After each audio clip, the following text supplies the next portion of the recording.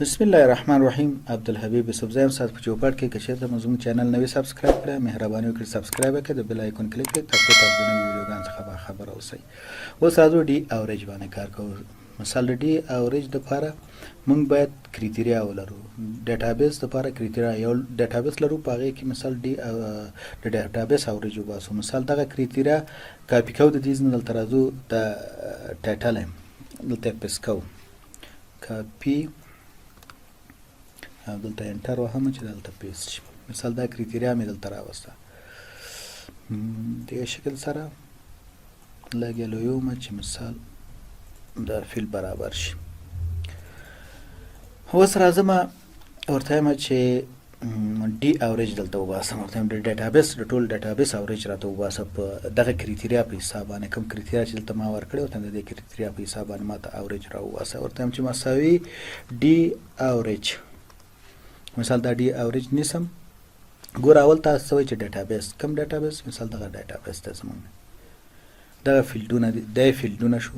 مثال پرانس دغه فیلډونه دي دا فیلډونه او هغه فیلډونه باید یو شی وي. کله چې کریټیریا تاسو جوړوئ نو د دې نه فیلډونه کاپي کړئ دلته پیسټ کړئ یعنې دا او دا باید عین شی وي. ډي اوریج اوس راځم ډیټابیس مونږ کوم فیلډ اوریج وباسي. مثال دغه فیلډ اوریج او کریټیریا مثال د کومه د کریټیریا ده مثال دغه کریټیریا ده په دې شکل سره دا مې کریټیریا شوه. قوس مندوم انټر.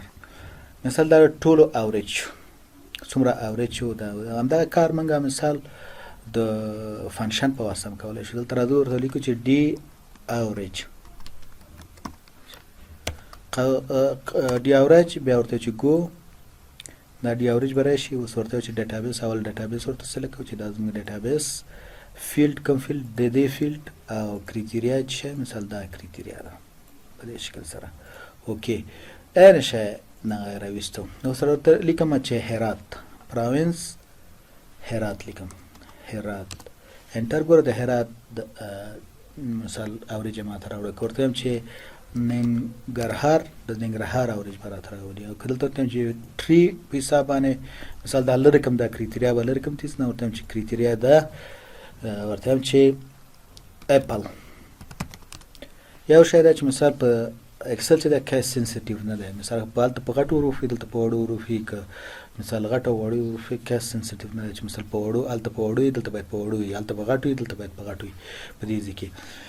اوس مثال په دې باندې پوه شئ چې مثال دا کریټیریا بیارینګ ټری ټایپ مثال ورته وایم چې پیر د پیر د ټول ډیټابیس اوریج موږ ته ویسته. دلته مخکې اوریج اف او اوریج اف سو دې باندې کار وکړو په پراوینس باندې مې راویسته. مثال په دې فروټ بیارینګ ټری باندې مې راویسته. اوس راځم ورته وایم چې هغه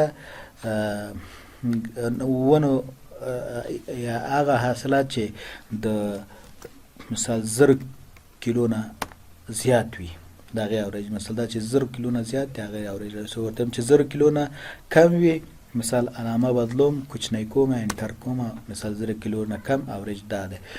دا ډي اوریج فنکشن الله تعالی دې وکړي چې د دې نه څخه تاسو یو څه اندازه ګټه پورته کړې وي.